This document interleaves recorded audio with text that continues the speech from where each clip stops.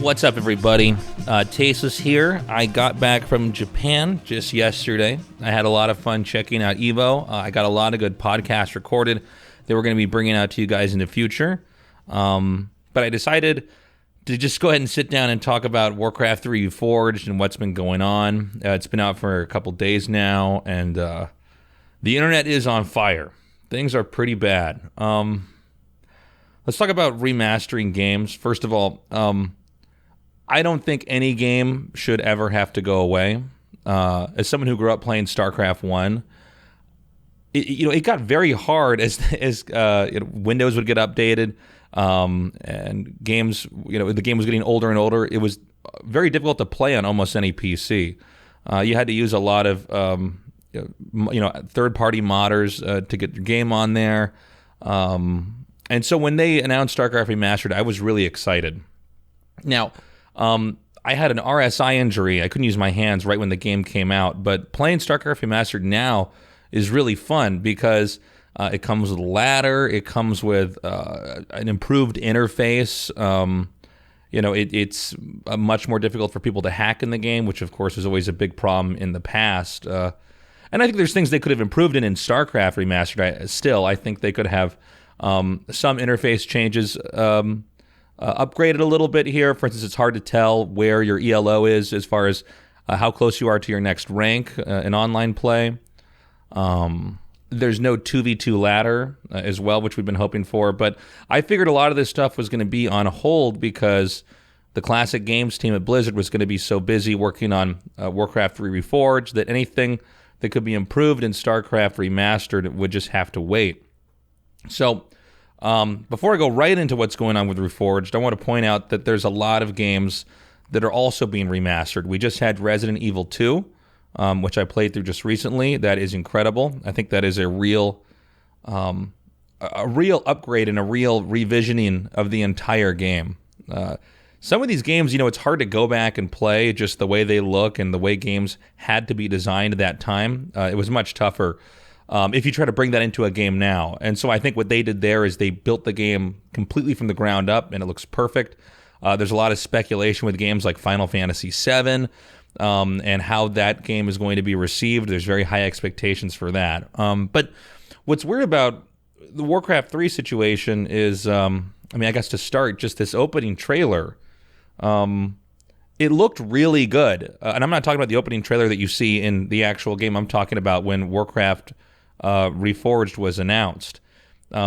It looked really good, and it frankly looked like a totally different game. And I thought, okay, at that time, maybe they're rebuilding the entire game.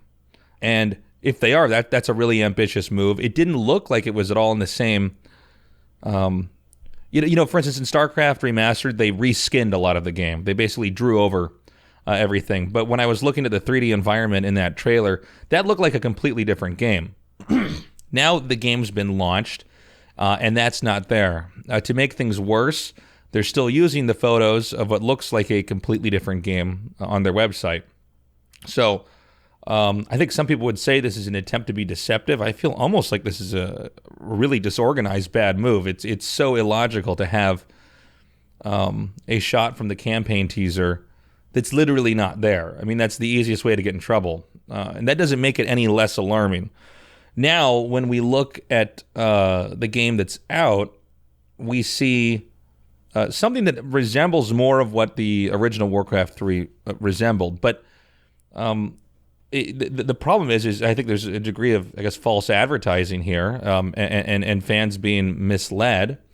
I do wonder if part of the reason why this seems to look more like the original game is because it's actually it basically is still the original game, and they just try to recode it from inside. And I'm wondering if one of the reasons for this is because of the dangers in trying to have a completely rebuilt game in RTS. A lot of the ways that the UI operates is very integral to how the game is played on a professional level. I know this is something that a lot of pro gamers in Korea were very vocal about, is not having the entire game rebuilt from the ground up, keeping it as it is, and then just adding some more quality of life features in there. That being said, though, with the game out now, there's still some problems, some bugs. You can spot where a Night Elf player is on the map by checking to see if a gold mine's there or not. That can give away his spawn location. Some of the character models, the sizes seem to have changed. I don't know what pros are thinking about this right now, because I think people are so worried and alarmed that this kind of conversation hasn't really come out yet. But then to top that off, what's even weirder about this is that there's no ladder out. There's no stats out. You can't even see your wins and losses if you're not a competitive player. So the game is basically unfinished. And I just don't understand how this could possibly be. Blizzard historically is a company that would release the ultimate game. And WarCraft 3, the original one that came out at that time, that was one of these ultimate perfect games that came out. Same with the original StarCraft at the time. I mean, these games came out with complete map editors. StarCraft 1 ladder, that was when laddering was still pretty new, so it was quite buggy then. But WarCraft 3 came out with a ladder. It had all these features that are basically to be expected with a game upon release. And I have to imagine the people that were working on this game were aware the game wasn't done. And I find it difficult to imagine that the people that were working on this game were comfortable with the idea of the game coming out as it is. And maybe I'm wrong here. I don't actually know the answer, but this just seems very strange. We could talk about how... Well, let's go ahead and talk about this. There is a problem going on in gaming where games come out unfinished, and you can pre-order games. I guess there shouldn't be a problem with pre-ordering, but then we see things like this happen, and it's a very strange thing, because I imagine, let's assume there was pressure for them to have this game come out, and it was going to be too early. Clearly, the negative backlash they've received from putting this game out cannot possibly be worth it, even if they're able to fix it. And I actually imagine a lot of this stuff is going to be fixed, but this is just strange. A lot of the people that were still playing Warcraft 3 were competitive players, and I think there's no reason for this game to die. At the same time, though, the old game, you can't play anymore, so now we're in a weird limbo where people are stuck with something I think in some cases they don't even want. I know there's been some people playing bootlegged versions of the game, but this is kind of a sad state of affairs when now you're trapped in a new version of your game that doesn't even give you what you want. I'm hoping that Blizzard can fix this, but again, this just seems like a really bad strategy from Activision Blizzard here. They've pushed out this game. It's set 0.7 Metacritic score, which puts it below Fallout 76, which is crazy that anything can get that low, but here we are. I mean, this whole situation is just sort of sad. And, Warcraft 3, I know most of you guys probably know me as a StarCraft guy, but Warcraft 3 is one of the most important games ever made. It's actually one of the only games that's even like it within the RTS universe. And that's saying a lot because RTS games are pretty few and far between now. But the fact that it's come out in such a damaged state is really annoying. Let's not forget that this is the modding portion of this game is the reason why we have League of Legends and Dota 2, because the modded version of Warcraft 3 was where Dota originally came from. So, well, let's just go ahead and talk about the situation with modding. And this is a tricky one, I think, for Blizzard, because Blizzard has to be kicking themselves for not capitalizing on the Dota craze inside their own game. I mean, this seemed to have gone mostly ignored, or had they thrown Dota tournaments on here, maybe we would have a completely different reality where League of Legends may not have ever picked up and Dota 2 wouldn't be in the hands of Valve. So on some level, I understand their protectionist policies on games that are modded, but it almost, the verbiage with the policy they stated seems to, as far as if I was a modder, I'd be pretty uncomfortable trying to mod anything on that game. Because I think I would be afraid that would just be taken away from me. And there's nothing worse than making something and being a visionary and a pioneer of something, and then maybe having some company come in and take it from you. Now I know, I don't know everybody at Blizzard. I know some people at Blizzard, and it doesn't seem like that's something that they would necessarily do, but I don't know why they would put out a statement like that.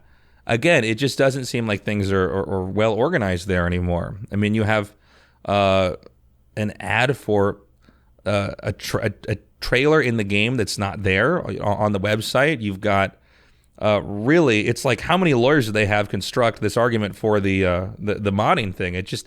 It's not a good look. It's going to alienate people from coming in there and contributing to your game.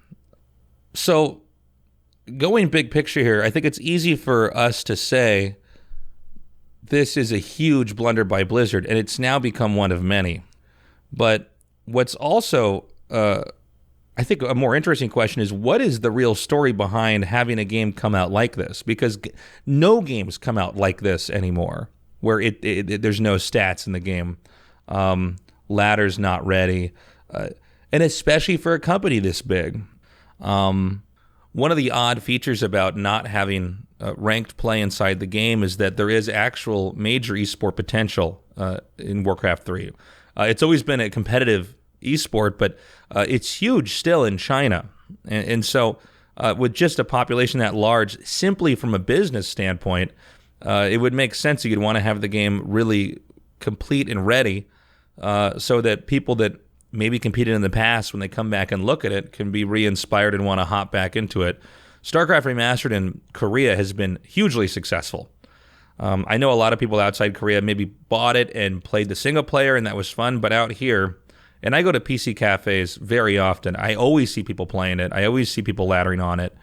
And if you get into the ladder in Korea, the competition is fierce. So it's really important, especially as a company that has been trying to push their esports, that they handle this correctly. So in conclusion, even though things are looking very bad for the game right now, I'm actually not going to refund it. I'm hoping that they can fix these changes. And I'm hoping I can, have the same multiplayer experience and fun that I had with the old WarCraft 3. But again, I am worried about Blizzard, and I don't mean to end this on such a dark note, but I don't know how else to wrap this up. So I'm wishing the game best of luck, and I'm hoping it can be fixed. I know this episode of the podcast was really, really short. This is basically just me sitting here in front of my microphone, emptying out my thoughts. We are going to have another episode of the podcast coming out very soon. This was an impromptu solo recorded one. I just thought we should put out and get my thoughts out there. So that's it for this time, guys. I'll see you guys again in a couple days. I love you. Take care. Bye-bye.